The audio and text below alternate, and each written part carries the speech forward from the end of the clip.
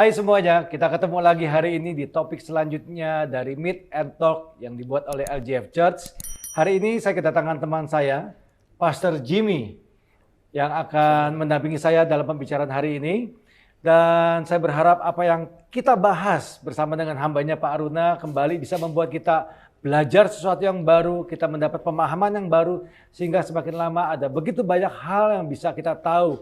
Kita mendapatkan pemahaman, pengetahuan yang baik untuk kita semua. Hari ini kita akan membahas tentang pagan.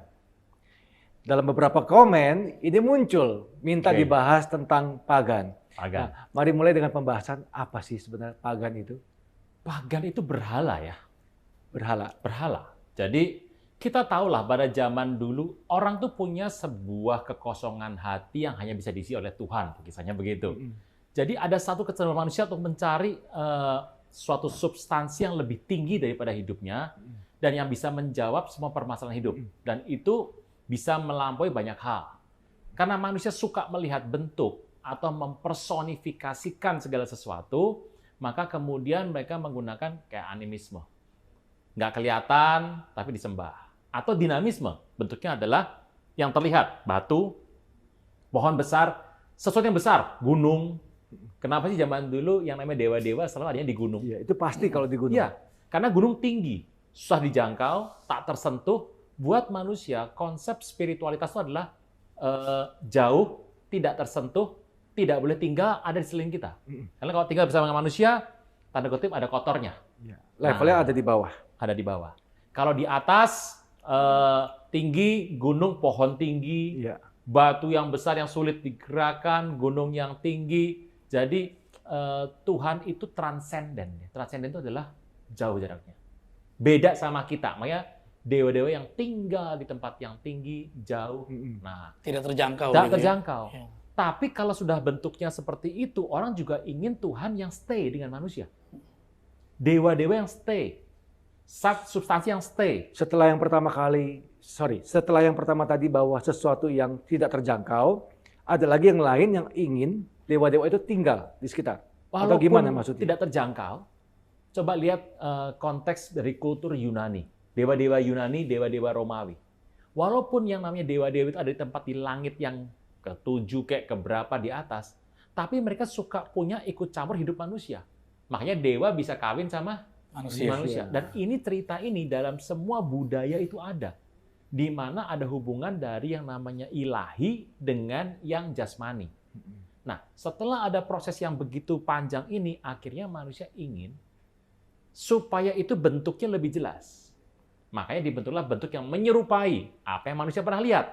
Binatang lah, campuran binatang dengan manusia, membentuk satu bentuk-bentuk yang kemudian diyakini memiliki tenaga magis atau tenaga-tenaga energi khusus. Dan kalau dibentuknya adalah berupa bentuk patung, bentuk tertentu, itu namanya disembah menjadi idola. Nah, itulah berhala. Apa sih berhala? Sesuatu yang menggantikan Tuhan. Nah, itulah orang-orang yang menyembah itu, ya itu namanya pagan. Konsep ini kan udah lama, berarti sudah ribuan tahun terjadi. Waduh, ribuan tahun sejak zaman ada. Jadi pencarian kepada jati diri sebuah pribadi yang melampaui manusia sudah ada dari zaman sejak jatuhan Adam. Sejak zaman kejatuhan Adam. Adam itu kan walaupun dia sudah jatuh, tapi lihat, hubungan Tuhan dengan keturunan Adam selalu ada. Dan ingat, Adam juga mungkin bercerita kan kepada murid-muridnya. Dan ini kan diturunkan semua dengan versi masing-masing, berkembang tanpa terkendali menjadi sebuah penyembahan. Jadi penyembahan worship adalah merupakan sebuah keinginan manusia untuk bertemu dengan yang ilahi. Betul. Menyadari kekurangan dirinya sendiri. Makanya kalau saya bilang, Pak, ada di ateis, Pak ya. Ateis itu sebetulnya dia bilang bahwa Tuhan itu nggak ada. Dia kan bilang, jadi Tuhan nggak pernah ada. Tapi tentu saja dia bisa menuhankan yang lain loh. Misalnya uang. Bisa loh. Sebenarnya ada juga. Ada. Tanpa disadari. Nah, jadi berhala zaman sekarang juga beda sama zaman dulu sebetulnya ya. Udah zaman lama sekali. Seumur peradaban manusia kelihatannya ya. Nah, jadi kalau misalnya konsep manusia mencari sesuatu untuk disembah dalam bentuk macam-macam yang dikenal dengan nama pagan tadi. Di Alkitab kan juga ada beberapa kali Tuhan menyatakan dirinya lewat simbol-simbol, nama, bentuk, dan lain-lain. Apakah ini saling berpengaruh atau enggak? Jadi kalau kita ngelihat ya, ini sejarah yang ada di Alkitab nih. Ternyata waktu Tuhan bertemu pertama kali, sebutlah misalnya Abraham. Yang menarik juga Nuh ya, Tuhan bisa langsung kepada Nuh. Kok kenapa bisa langsung sama Nuh? Zaman Nuh itu penyembahan berhalanya belum di garisnya Nuh, itu masih kuat. Kenapa? Perhatikan baik-baik bahwa Adam itu hidup. Papahnya Nuh tuh, kakeknya Nuh, papahnya Nuh masih lihat Adam loh. Iya, karena umurnya panjang. Panjang usianya. Iya, usia. 30 tahun, panjang sekali. Nuh memang waktu dia dewasa, itu Adam sudah tidak ada. Tapi ingat, waktu Adam ketemu sama keturunan yang sudah panjang ini, berarti kan sebenarnya informasinya adalah A1 loh itu. Ya. Jadi orang-orang di bawah tuh bisa bertemu sama Adam, Adam bisa bercerita langsung pengalaman hidupnya, tanpa itu pernah didistorsi oleh telinga ke telinga kan. Betul. Gitu. Nah, jadi zaman itu masih oke. Nuh mungkin mendapat langsung dari papahnya, masih mulut kedua. Jadi erat informasinya kuat sekali. Tapi setelah bumi kemudian air bah muncullah kemudian orang-orang yang kelihatannya memang konsep keilahian tanda kutip mulai terdistorsi. Makanya waktu Abraham dipanggil, papahnya penyembah berhala. Iya. Keluarganya juga bukan dari keluarga yang mengenal, kan baru dia mengenal. Nah, pertanyaan lagi nih, waktu Tuhan bertemu sama sama Abraham, itu dia memerankan diri sebagai apa ya? Abram di daerah Mesopotamia, tempat yang subur. Tempat subur tuh pasti kalau orang setempat nyembahnya pasti dewa kesuburan. Ya. Makanya dewa sama dewi kesuburan itu adalah dua dewa atau dewi yang pasti ada di semua kepercayaan suku kaum mana masih ada. Karena subur tuh orang butuh berkat dan orang suka dengan berkat. Makanya nomor 1 yang ditawarkan Tuhan itu hebatnya seberapa tergantung orang yang menyembah dia diberkati apa enggak. Kan zaman dulu begitu. Ikut dewa yang ini sama dewa yang itu bagus yang mana? Tergantung kita lihat aja pengikutnya. Lebih diberkati yang mana? Nah, saya ini khawatir juga nih pola pikir ini masih ada. Nah, kita singkirkan dulu nih ya. Iya, kayaknya masih banyak. Masih banyak ya. Cari Tuhan karena ada maunya. Kan? Jadi dulu saya kalau ikut yang dewa A, duitnya 100. Kalau ikut yang gereja di sini, duitnya 200. Pindah Tuhan aja ya. Iya. Itu bukan pindah Tuhan, itu dia memindahkan keinginannya untuk mendapatkan uang lebih. Iya. Nah, Abraham mungkin mengenal dewa sesembahan orang tuanya, sebutlah pakai orang Aramik loh. Dia orang Aram kan. Itu mungkin sebutlah yang namanya dewanya X. Pertanyaannya waktu Tuhan ketemu sama Abraham pertama kali, Abram ya, itu dia perkenalkan diri sebagai apa itu? Apakah dia perkenalkan diri sebagai Tuhan yang berbeda? Atau menggunakan pola pikir Abram zaman itu? Yang pernah dikenal oleh Abram sebelumnya. Waktu Tuhan datang memperkenalkan diri. Anggap saja Abram pasti tahu dewa yang subur, yang memberikan semua kenikmatan hidup secara materi, nama dewanya adalah X. Pertanyaannya, Tuhan waktu ketemu sama Abraham, memperkenalkan dirinya sebagai dewa X yang sejati, ya itu kan betul palsunya, atau pakai nama baru. Nah itu, jawabannya ya dua-dua dibuat. Dua-dua dibuat. Makanya kita berkata pada sebuah kitab, dia berkata, Abraham, akulah perisaimu. Upahmu yang sangat amat besar. Nah, jadi dia bicara sama Abraham, aku ini perisai kamu. Upahmu yang sangat amat besar. Dan dia akhirnya memperkenalkan diri dengan nama El Shaddai. Nah, ini kita pernah bahas. Betul. Shad itu buah dada. Shaddai, the double-breasted God. Tuhan yang berbuah dada banyak. Ini kan cerminan dewa pagan ini. Betul. Jadi zaman dulu orang bilang dewanya keren tuh apa? Dewanya tuh menunjukkan dia membawa semua kebutuhan hidup. Dia sumber kesuburan. Sumber kesuburan. Kemakmuran. Ya, kemakmuran. Nah, Tuhan waktu ngomong sama Abraham bahwa aku adalah El Shaddai. Kalau kita bilang Tuhan Maha Kuasa yang memberikan pemberian. Itu kan konsep berpikirnya adalah konsep Sumeria Mesopotamia itu. Abram juga pasti berpikir dengan yang dia kenal di karena kalau Tuhan datang bilang gini, akulah Tuhan yang meluruskan hidup manusia. Abraham mikir mungkin Iya, ya. bingung ya. Ini Tuhan yang kayak apa ya? Iya. Karena buat dia, dewa itu ya support dia, provide dia. Kalau dia cuma datang, aku sebagai Tuhan yang kasih kamu selamat supaya lurus jalan kamu, apakah Abraham akan pindah? Ya orang bisa bilang ya, tapi Tuhan berkuasa mengubah hati Abraham. Iya. Dari situ ketahuan bahwa ternyata Tuhan itu juga menggunakan kultur yang ada hari itu sebagai cara untuk memperkenalkan diri dan masuk ke dalam sebuah peradaban manusia. Jadi dengan kata lain, karena pemikiran orang pada zaman itu berpikir tentang berkat, tentang kemakmuran, jadi Tuhan hadir di sana sebagai Allah atau Tuhan Betul. yang menyediakan kemakmuran itu. Betul. Saya bisa lihat gini. Kadang-kadang Tuhan tuh bangkitkan dalam hidup kita sebuah keinginan untuk mencari ini, mau cari ini terus. Jadi kita dikejar, dikasih hati, mau cari sini sampai titik tertentu, Tuhan muncul. Ketemu dengan yang sesungguhnya. Yang sesungguhnya. Pak, dulu kan kita pikir kita lagi santai, tiba-tiba Tuhan eng kan Iya, gitu. iya. Tapi dalam banyak perkara kita juga melihat kayak Paulus, Saulus namanya. Dia minatnya satu, bunuh Kristen.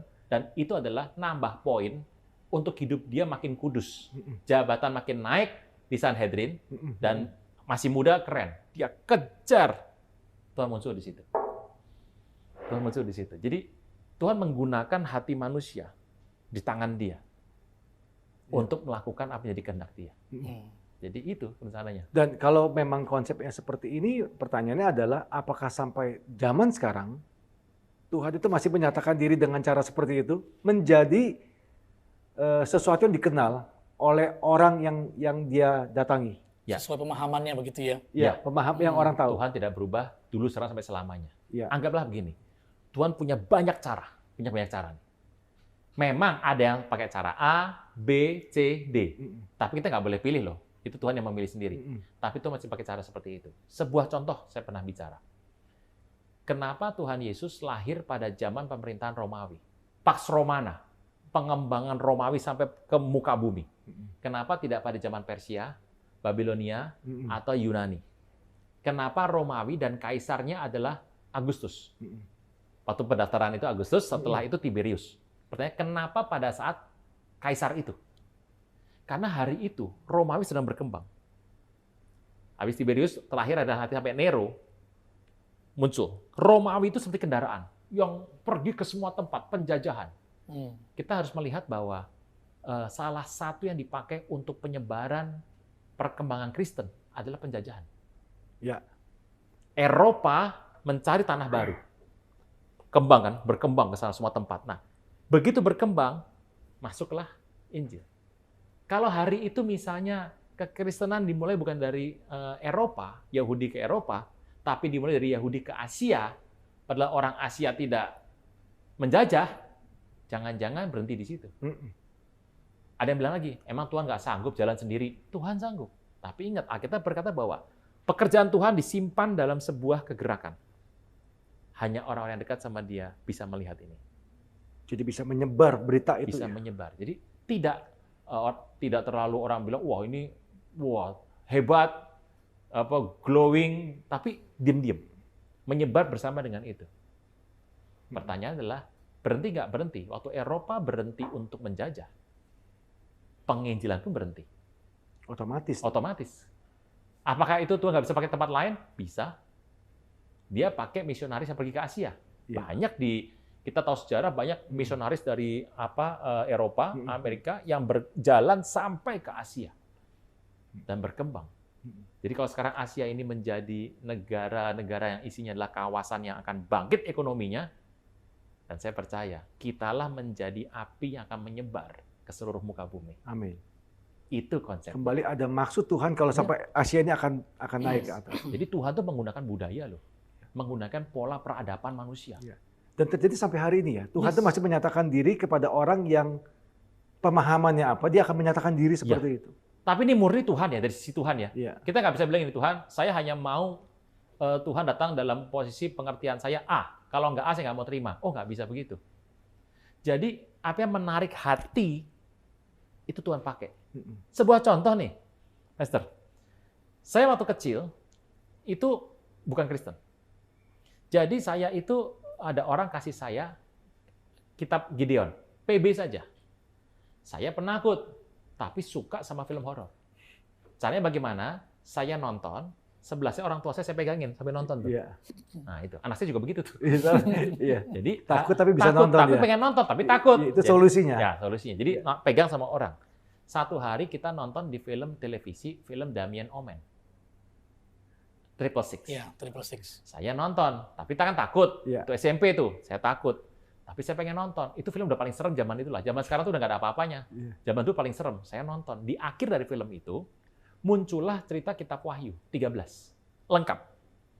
Dan bilangannya adalah 666. Saya dari lihat itu, saya lari buka laci, ambil kitab Gideon kecil itu. Karena di rumah saya cuma ada satu itu.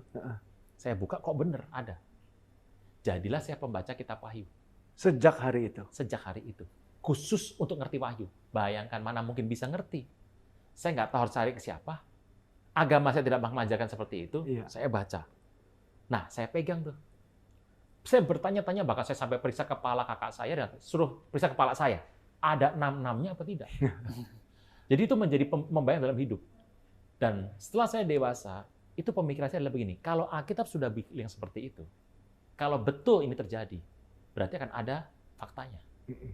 Pencarian dimulai. Terus kalau sekarang Pastor undang saya sebagai pembicara akhir zaman, kira-kira kan nggak jauh-jauh amat ya. Iya. Betul. Iya. Jadi Betul. apa yang menjadi Tuhan tuh kasih kita seperti sebuah umpan. Begitu kita tangkap umpan itu, Tuhan tarik. Iya. Dengan cara yang kita pahami. Jadi saya memahami Tuhan pertama kali dari janjinya tentang datang yang kedua kali. Bukan dari keselamatan, aku sanggup beri engkau apa, aku lakukan nebus. Enggak. Dia janji bahwa akhir zaman yang pegang. Ya. Dari cerita itulah pengenalan saya sama Tuhan dimulai. Sampai hari ini. Sampai ya nggak tahu kalau berubah lagi saya nggak tahu kan Iya. Tuhan kalau sudah sekarang. Iya.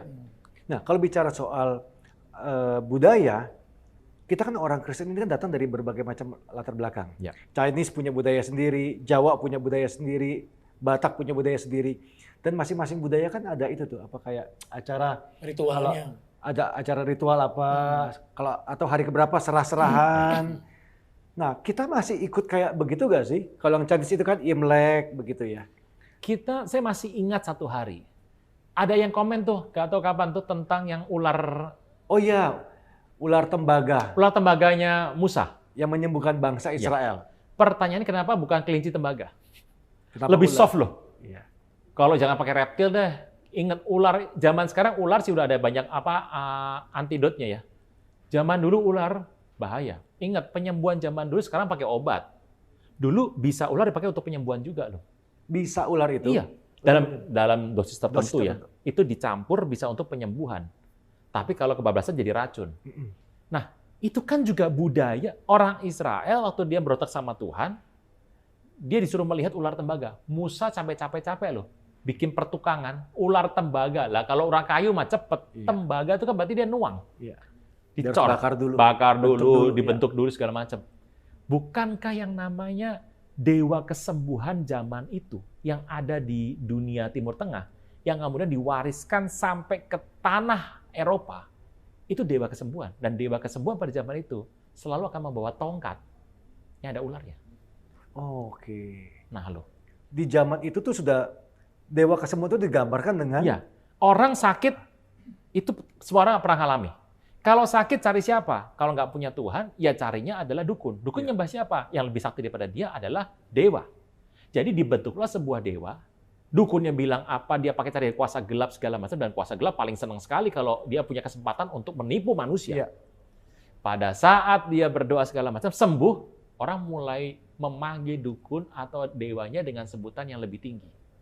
Posisi lebih tinggi. Iya. Nah, zaman itu Timur Tengah, itu ada dewa-dewa seperti itu. Makanya Musa waktu ketemu dengan di Mesir, itu ahli-ahli jampe-jampe menggunakan ular. Iya, betul. Tongkat juga. Tongkat dan ular. Pegang ular jadi tongkat, tongkat dilempar jadi ular. Konteks tongkat berbentuk ular itu sudah ada dari zaman dulu. Itulah dukun-dukun kesembuhan pada zaman itu. Dan orang Israel waktu dia berontak sama Tuhan, dia harus memandang kembali kepada tongkat yang ada ularnya. Sama kembali. Itu kan budaya. Jadi pertanyaannya, Sekarang dari berbagai macam budaya ini ada nih. Kita bagaimana sama budaya? Tuhan menggunakan budaya. Yes. Kenapa Tuhan disuruh lihat tongkat? Bahkan kelak Alkitab berkata, kalau anak manusia ditinggikan. Nah, ini kan konteksnya cerita juga Yesus tuh penyembuh utama. Iya. Saya kadang mikir gini, kok Tuhan mau sih disama-samain sama yang namanya tongkat perdukungan begitu? Betul. Seperti downgrade dong. Jadinya. Downgrade. Tapi terjadi kok. Yang menarik adalah sebuah peristiwa. Kata tongkat itu namanya adalah Nehustan. Nehustan, kan kita bilang Nehustan namanya. Kalau kita tulis Nehustan, itu dalam bahasa Ibrani, itu ada 4 huruf. Kata Nehustan itu? Ya, 4 huruf. Pertama adalah huruf N. Kedua huruf Het. Ketiga huruf Shin. Terakhir huruf Taf. Tapi kalau kita bilang ular, itu dari 3 huruf. N, Het, sama Shin.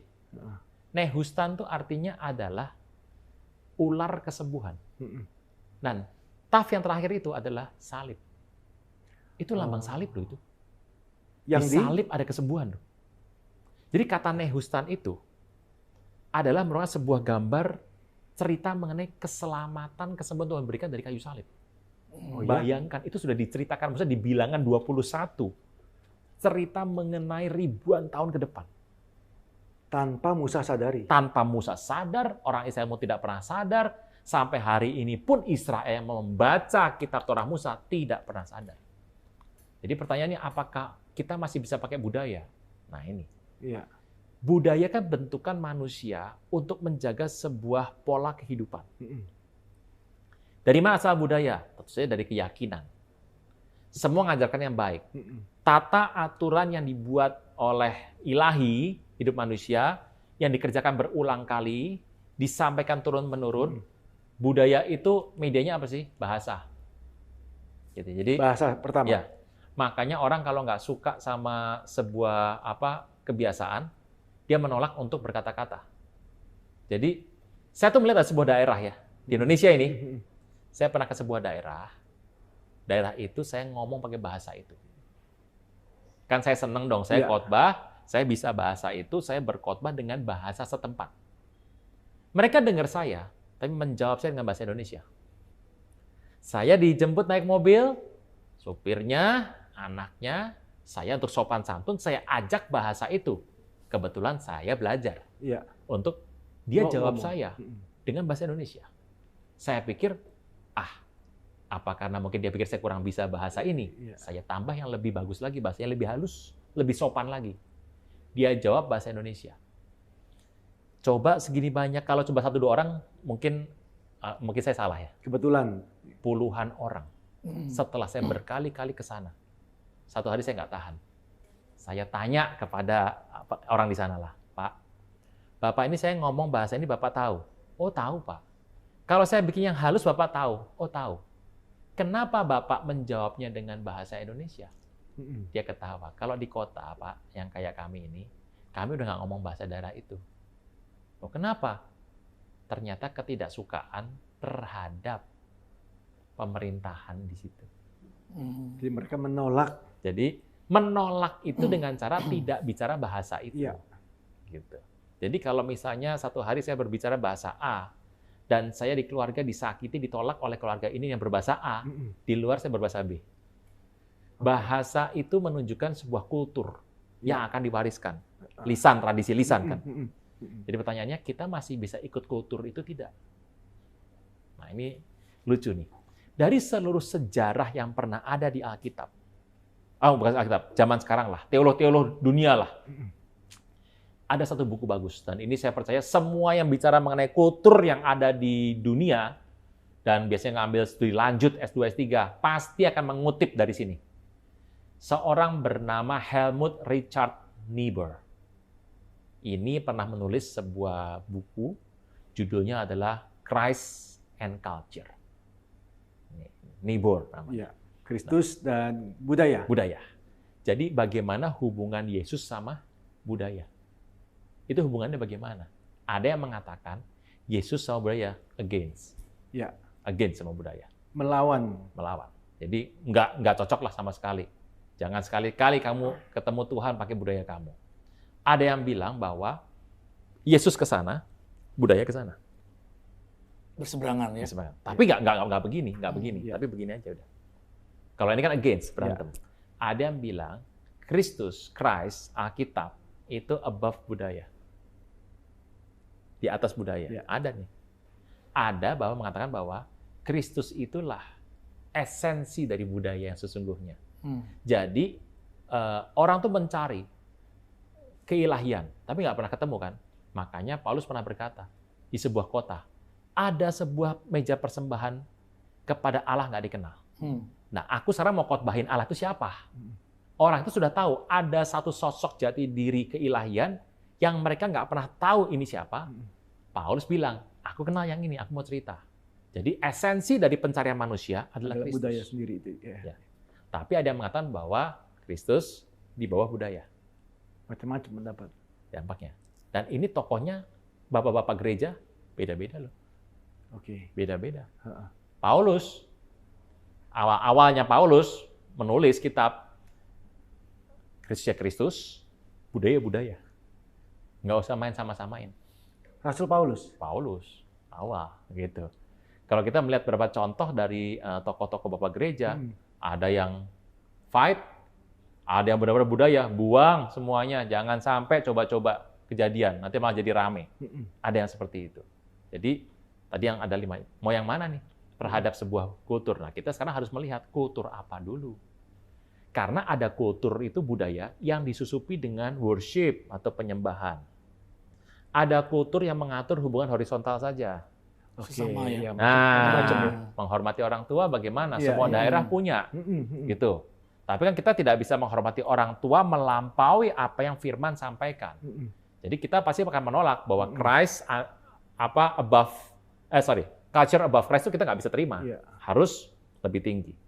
Tapi di beberapa sisi kadang-kadang juga begitu. Yang tadi saya bilang, Kristus adalah esensi dari budaya. Atau kita juga nggak bisa, udahlah budaya sana sama kayak gini. Yuk jalan-jalan aja, tapi kita di sini. Ada kalanya kita akan fight. Gitu. Ada kalanya kita harus di atas. Nah, pertanyaan adalah, budaya jenis apa, Pastor? Yang tadi ditanyakan, kultur jenis apa? Esensinya itu horizontal atau vertikal. Nah, itu kita harus bedakan. Kalau vertikal, kita sudah punya jawaban sendiri. Kristus, Yesus adalah satu-satunya Tuhan yang hidup. Tapi kalau vertikal belum tentu nih. Kalau vertikal, kita punya banyak cerita nih. Kalau kita mau pakai budaya Yahudi dibawa ke Indonesia, siap nggak kita? Jadi kita harus melihat kondisi. Jadi ada kebenaran sosial yang kita harus ini termasuk kalau misalnya ada banyak kejadian anak kita sudah Kristen, lalu orang tuanya belum, orang tuanya meninggal, begitu datang suruh sembahyang. Gitu. Nah, satu sisi bilang menghormati orang tua atau leluhur, satu sisi agama bilang jangan berdoa kepada orang yang sudah meninggal. Ini termasuk bentrokan-bentrokan atau persinggungan di area tadi? Betul. Masalahnya kalau sudah seperti itu adalah tinggal praktek lapangan. Repotnya pada saat kita itu kemudian tidak mau, kita tahu bahwa berdoa penyembahan kepada orang mati itu nggak ada gunanya sama sekali. Karena yang menjelaskan adalah Alkitab. Berarti kita punya info jauh lebih tinggi ketimbang pemahaman budaya yang masih menganggap bahwa orang mati itu masih nanti akan menikmati internet di rumah, beli mobil segala macam kan gitu. Jadi tergantung yang dipersembahkan. Betul. Ya kalau ini terjadi berarti makin kaya itu orang, makin enak yang mati kan. Betul. Makin nyaman di surga. Makin banyak, makin kaya dia. Prinsip kesetaraan dalam firman Tuhan itu nggak terjadi. Makanya Yesus kan datang untuk semua orang, bukan cuma orang kaya.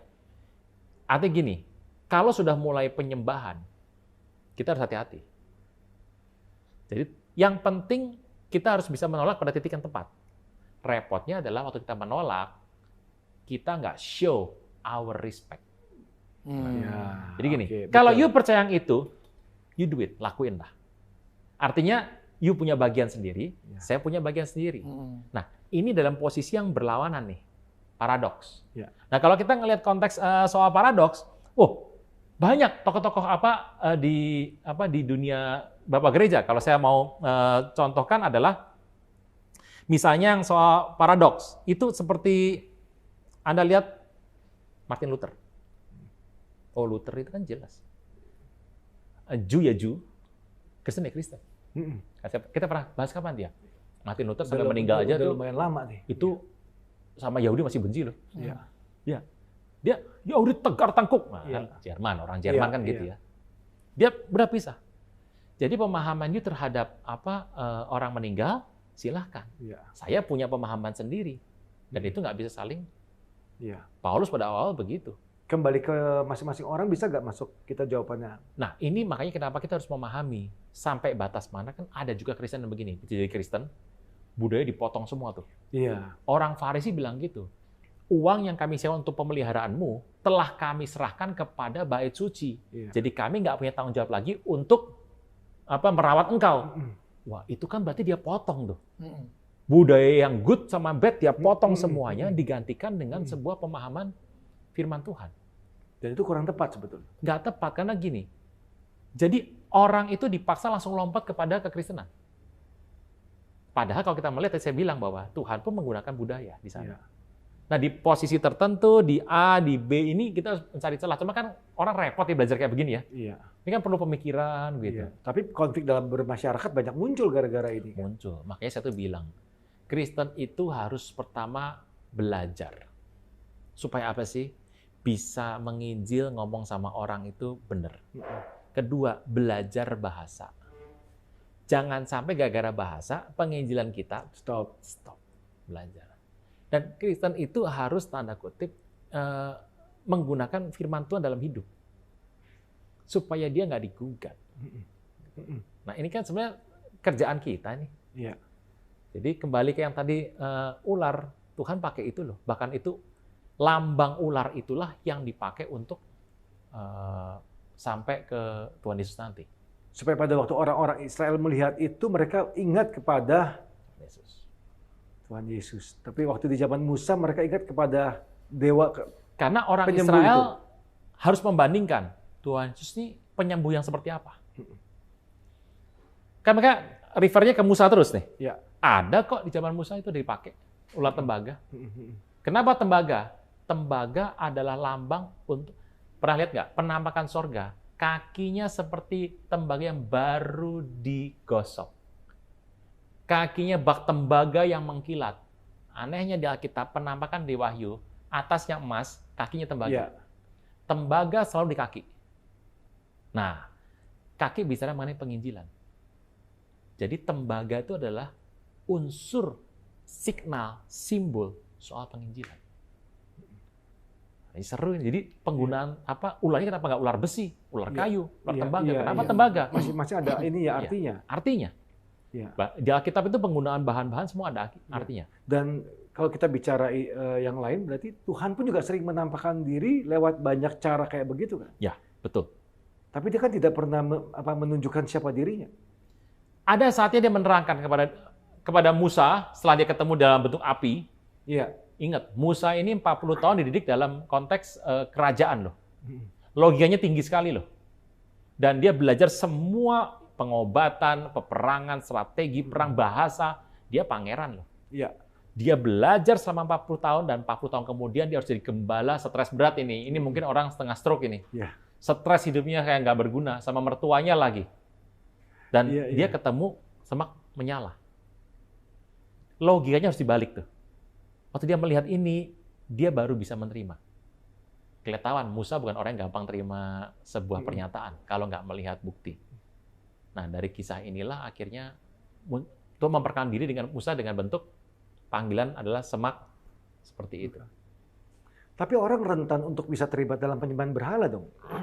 Misalnya orang dalam rangka ingin ketemu Tuhan, nyembah, maka sudah hal yang biasa buat patung, buat ini, sebuah bentuk yang, karena gini ya, kadang kita kan kalau ketemu atau berdoa kepada Tuhan yang nggak kelihatan kan kurang mantep. Tapi kan kalau wujudnya ada, bisa dipegang, itu kan ada rasa lebih, kita tuh bisa lebih tenang ya, secure. Tenang ya, kayaknya mantep nih Tuhannya punya. Nah orang bisa kejebak ke situ dong. Ini repotnya. Kadang-kadang memang begini. Berasa nggak? Banyak orang waktu dia sedang berdoa sembahyang, Tuhan hadir. Ya. Banyak dengar cerita ya. Cukup banyak cerita kayak banyak begitu. cerita ya. orang yang mencari Tuhan dengan cara yang salah, tapi hatinya benar-benar mau cari Tuhan, tiba-tiba ketemu Tuhan. Iya. Tapi justru orang yang kemudian berhala-berhala nggak ketemu-ketemu. Ketemunya nanti di rumah sakit, ya kan gitu. Atau pas di depannya ada tukang tagih. Iya. Ya karena itu. Jadi ada banyak cerita yang Tuhan sebenarnya bisa lakukan. Nah, begini saja. Kita lihat sebentar yuk bagaimana penggunaan huruf Ibrani untuk konteks ular tembaga tadi. Ya. Jadi ular tembaga yang disembah sama orang Israel itu memang ada artinya? Ada arti khusus? Tuhan menaruh itu dalam bentuk huruf. Yuk, huruf Ibrani. Oke. Gini deh, kita bahas ular ya, ular. Tulisan saya jelek sekali kalau Ibrani, tapi ya bisa dibaca bagus. Kalau tidak ya mohon maaf lah ya. Ular itu nahash.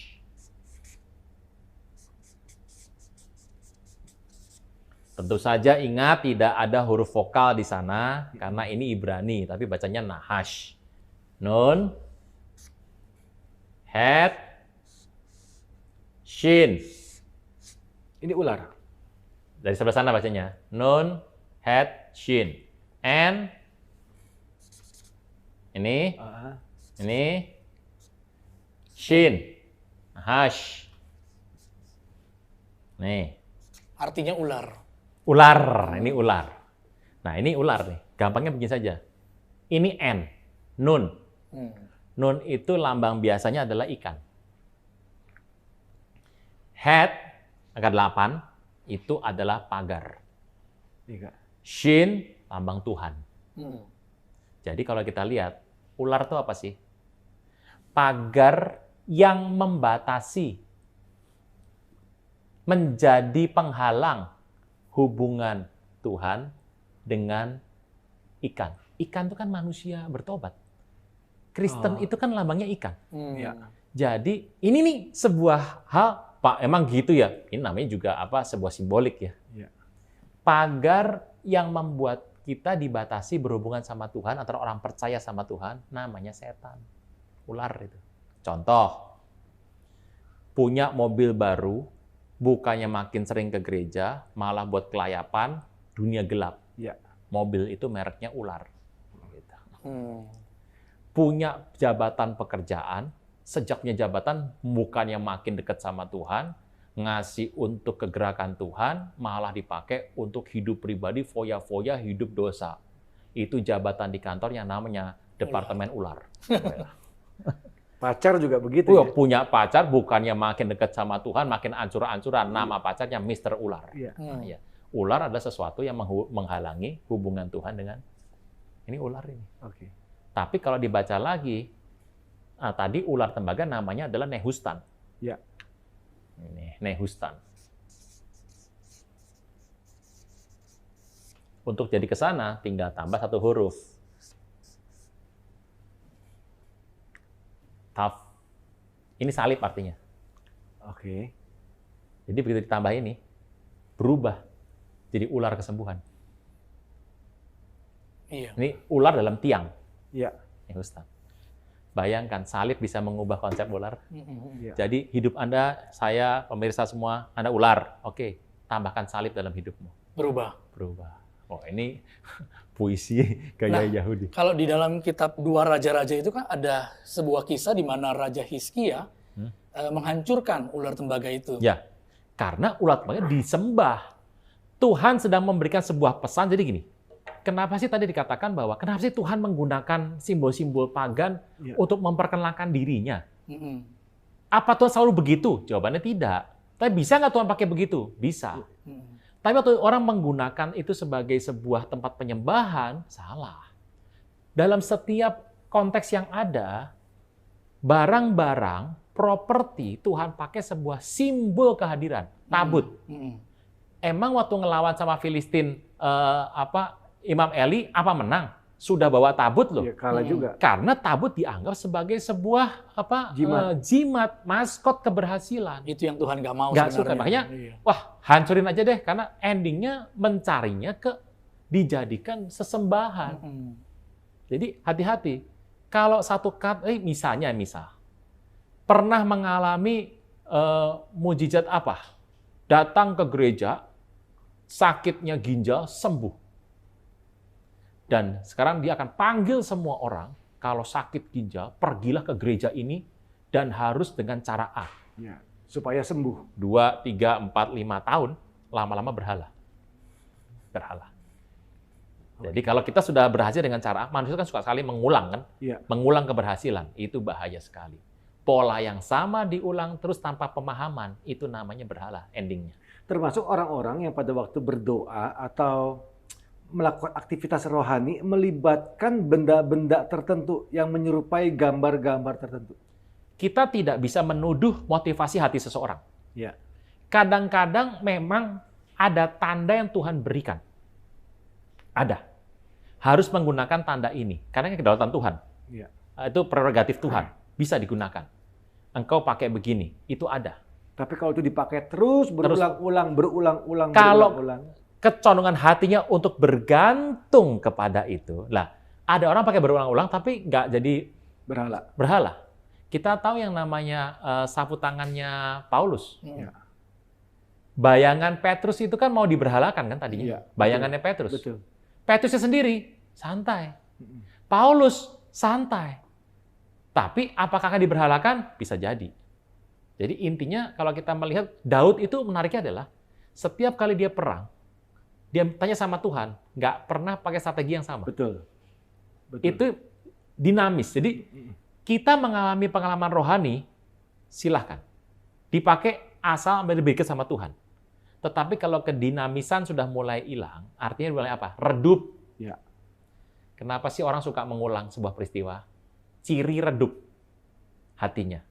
Pak, kalau saya pakai misalnya masuk gereja nyembah lagi, kan sama juga, kan beda, ngobrolnya beda gitu ya. Ini suasananya kan beda, bukan begitu. Jadi caranya kita pikir cara itulah cara mendekati Tuhan.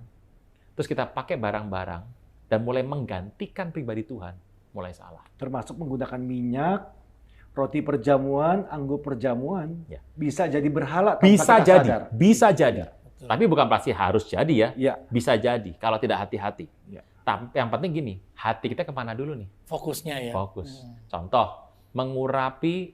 Kenapa sih kalau saya diminta Pak tolong dong rumah, kantor baru, pabrik baru. Kalau saya, buat apa ngundang saya? Doa sendiri juga bisa. Tapi kan saya nggak mungkin ngomong begitu. Ya. Pertama kenapa? Karena kita ini harus paham, tiap orang punya kadar beda-beda. Yes. Kita nggak boleh paksakan iman kita sama orang lain. Ya. Gitu. Tuhan pernah bilang gitu nggak? Guru sembuhkan aku. Doa sendiri pakai imanmu. Kan nggak begitu. Iya. Ada orang yang memang belum nyampe. Ya saya doakan. Pakai minyak. Nggak ada minyak, saya pakai air. Nggak ada air, tangan kosong. Iya. Pak, kenapa nggak pakai minyak? Sama aja berkatnya, saya bilang. Nanti karena kita sudah mengerti. Iya, karena kita sudah mengerti. Iya. Pemahamannya ya. Tapi orang begini boleh, tapi kita harus punya tanggung jawab untuk mengedukasi. Nah, kebanyakan itu bukan diedukasi. Dijadikan sebagai objek. Jangan pinter, nanti problem. Iya. Nah, kan jadi selama itu kita mengedukasi, beda kok. Ya. Saya masih ingat, saya ada rumah, Tuhan kasih rumah. Saya mau kasih acara pemberkatan dong. Ya, saya kan mengundang teman-teman dan pemimpin rohani saya. Saya masih ingat tuh, hari H datang, habis doa, saya udah siapin minyak nih. Seperti yang, bukan saya yang mau, memang itu kan biasa teman-teman begitu. Iya. Saya kasih kepada pemimpin rohani saya. Terus dia berdoa, saya berdoa, dia ambil minyak, dia oles pintu pertama. Dia balikin tuh minyaknya sama saya. Dah, kamu aja deh. Rumah kamu kan banyak nih ininya, atas bawah, kamu aja lah. Saya mikir, kenapa jadi saya? Oh, saya baru mikir, rumah-rumah saya, kenapa saya kasih orang? Jadi bagi kami yang sudah melayani, yang penting orang di dalamnya. Betul, itu yang terpenting. Ya. Kenapa bukan sih rasul-rasul? Tanda atau bukan minyaknya yang berkuasa. Kenapa rasul-rasul kalau tumpang tangan? Alkitab ada tumpang tangan. Saya mau tanya, apa harus tumpang tangan? Beda. Berbahasa lidah, dibaptis Roh Kudus dengan tanda awal berbahasa lidah. Apa harus tumpang tangan? Tidak. Nggak semua orang mengalami yang sama. Iya. Jadi kita tidak bisa mematenkan sebuah pola yang Alkitab tidak ajarkan. Nanti kalau dipatenkan jadi budaya. Betul. Kultur terjadi karena berulang. Proses berulang yang kemudian dibikin sebuah sistematik liturgis dan menjadi kultur, diturunkannya lisan. Artinya apa? Kalau lisan itu tidak ada dasar yang kuat. Pengalaman dasarnya itu lisan. Endingnya jadi Dan culture. tidak ada aturan tertulis juga hal-hal seperti itu yang diyakini generasi demi generasi. Tapi memang secara kekristenan kita ini punya yang namanya Christian culture yang kita anut. Ada. Contoh, kenapa sih kita nggak ngerokok? Gitu ya. Ya karena kita meyakini sebuah kegerakan. Oh, rokok. Kalau Anda mau percaya silahkan aja. Tapi kami dan hamba Tuhan tidak seperti itu. Iya. Paulus bilang begini, adalah kehinaan kalau laki berambut panjang, kata Paulus. Dia kan soalnya sudah pendek rambut dibotakin lagi. Iya. Tapi kalau engkau masih berpikir itu boleh, itu urusanmu, kata Paulus. Ingat, dia paradoks yang tadi. Iya. Kamu ya kamu, saya ya saya. Kamu nggak akan mengaruhi saya. Saya ini Kristen tulen, ikut Tuhan Yesus, kata Paulus. Nah, gitu. Jadi ambil sisi paradok. Tapi ada juga yang percaya bahwa Kristus itu mengubah kultur. Ini ada di mana nih? Di daerah-daerah yang kanibalisme. Oke, iya. Kristus mengubah kultur penyembahan menjadi lebih baik, dan kelak dialah itulah kultur itu. Jadi kita nggak bisa bilang Kristus above culture. Kristus mengubah. Tergantung di area mana. Betul. Jadi kalau kita mulai sudah mematok satu tempat, jangan-jangan kita jatuh dalam kultur lagi. Iya. Gitu. Iya. Jadi kita sebetulnya kembali ke topik ini dengan budaya tergantung ya. Kita bisa ikut, ada yang perlu kita pertahankan, ada yang boleh mulai kita tinggalkan dan lain-lain. Kalau sudah worship, kedaulatan Tuhan, saran saya jangan kompromi. Jadi kita harus lakukan. Karena itu akan bersentuhan langsung Betul. dengan hidup dan hati kita ya. Kalau penyembahan. Kalau sudah worship, kita sebaiknya jangan touch, tapi tentukan show our respect. Ya. Nah ini saya ada mau tanya nih, selama saya ada di sini kan saya narasumber terus nih. Boleh nanya dong, Pastor? Iya. Boleh nanya deh. Ini sejak kita ada di sini, ini kok bajunya hitam terus ya? Ini kultur kita. Iya. Males ganti baju aja. Ya. Karena nanti kok kita ganti-ganti, begitu dapat yang berulang, ntar ada yang komen, kok bajunya itu lagi, dia pada pusing-pusing pakai hitam aja ya. Jadi ini bukan kultur ya, bukan kultur ya. Karena black is beautiful juga salah satu. Lisan diturun-temurun nih. Jadi kelihatannya apa nanti kalau kita sudah, misalnya Tuhan belum datang 30 tahun lagi. Generasi berikutnya. Hitam juga tuh. Nanti kalau nggak hitam, katanya kurang urapan. Padahal murah meriah. Iya. kira-kira gitu. Iya. Pastor. Tapi kita mesti hati-hati juga ya, maksudnya gini, dengan penggunaan benda-benda atau alat-alat yang kita yakini punya kuasa, itu juga harus hati-hati karena banyak orang terjebak di sana. Ya. Dengan tanda salib, roti perjamuan, anggur perjamuan, minyak urapan, termasuk Alkitab sendiri kan kadang-kadang. Yes. Saya harus bicara loh. Anda mau berhalakan ini. Saya mau tanya. Rasul-rasul abad pertama ini belum ada loh. Betul. Alkitab. Kan tradisinya lisan. Iya. Pertanyaannya, terus yang namanya Matius kan yang bikin surat. Lah Matius tuh waktu awal-awal pakai apa? Iya, pegangannya apa dia? Ya? Matius juga kan bingung. Saya megang diri saya sendiri. Ayo. Jadi Christ is the center utama. Kita harus pegang nih. Dan kita harus hati-hati. Jangan iman kita harus gini lah. Ini benda properti di sini. Iya. Ini Christ di sini. Jadi Christ above culture nih. Iya. Gitu. Tapi kita ngomong ini bukan berarti Alkitab itu nggak penting atau nggak bagus. Oh, ya. ini bukan. panduan utama kita selama di muka bumi tertinggi ini. Betul. Cuman jangan dijadiin alas buat tidur, nemenin tidur buat ngusir ketakutan kita. Gitu. Osmosis ya, masuk. Iya. Osmosis pindah. Iya. Termasuk kadang-kadang ayat tuh kan bisa jadi jimat. Oh iya. Tapi memang ada ayat-ayat yang Tuhan taruh untuk kita pegang atau kita ucapkan di momen tertentu, di saat tertentu, di periode tertentu. Pertanyaannya adalah bagaimana membedakannya? Nah itu dia. Ini baru mau ditanya. Nah, ini kembali ke hati masing-masing loh. Jadi kalau itu bentuknya adalah sebuah tuntunan, saya percaya bahwa selalu akan ada hasil. Semua ayat ini valid loh. Jadi kita nggak bisa boleh pilih. Tapi nomor satu adalah kita kembali penggunaannya. Makanya ada yang bilang konteks Pak, konteks supaya ya oke. Ya orang teologi bisa ngomongin konteks, jangan ambil main comot. Betul. Tapi ingat Tuhan juga bicara mengambil berapa ayat loh. Iya. Rasul-rasul juga seringkali menyinggung ya. Ya, penulis mengambil kutip dari Perjanjian Lama itu diambil 1-2 ayat loh. Iya. Ya, dengan konteks yang tepat. Jadi kembali hatilah, makanya soal hati, Tuhan tuh melihat hati bener kok. Karena manusia itu kan nggak menyelami hati manusia yang lain ya. Tuhan tuh bisa. Kembali ke hati masing-masing. Hati masing-masing. Tapi kalau orang misalnya tidak cukup dewasa untuk bisa membedakan atau bertumbuh, bagaimana? Makanya harus berhati-hati kita menggunakan Tuhan menyuruh saya untuk menunjukkan sebuah mujizat. Misalnya begini, saya bilang gini, tiba-tiba ini isi anggur semua nih. Kosong nih, isi anggur. Air isi anggur, saya taruh di sini. Wow, mantap nih ya. Iya.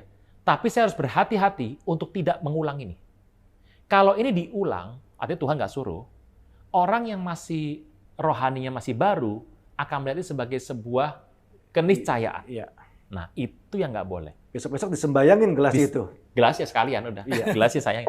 Isinya disimpan berabad-abad. Itu yang terjadi banyak. Ya. Makanya kadang-kadang kenapa sih orang berusaha mengulang? Hati-hati.